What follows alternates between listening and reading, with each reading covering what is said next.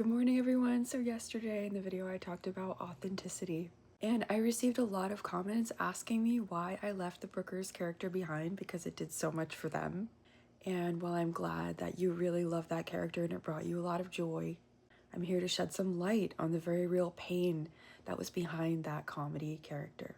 Some people use comedy to heal, and some people who are a little bit more conscious use mindfulness.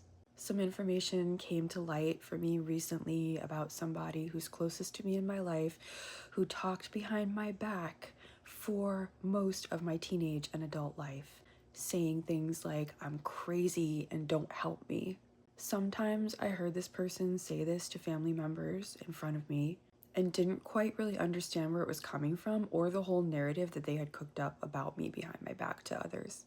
It went as far as to destroy friendships with good friends of mine who just disappeared off the face of the earth from my life, and I had no idea why, no explanation, just gone.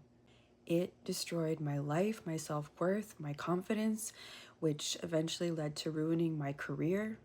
This person still doesn't see what they've done wrong, and they're still seeing me as the problem, when in reality this person needs to apologize. But that's going to be a long road to healing for them. It's time to focus on me here. For most of my life, I would think to myself, why can't I just succeed? And now it's so clear to me.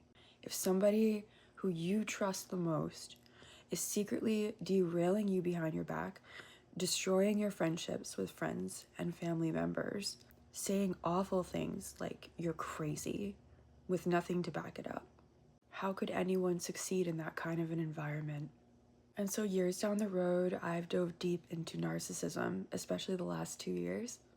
I have an NPD, narcissistic personality disorder specialist, and that person is finally helping me to see my narrative, that the uncalled for explosiveness of these people who are closest to me, their verbal abuse and their antics, how all these things are actually wrong, and how in most cases I didn't do anything to warrant that.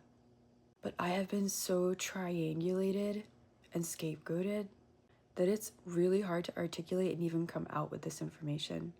There's no fairness in these kind of narcissistic relationships. It's essentially one person with a lot of power deciding they're going to ruin your day, your life, and tell you what they think you are thinking, even if you're not thinking that. And as much as I love Brookers, healing from decades of emotional and verbal abuse and helping others do the same, I think that's a much more valuable way to spend my time.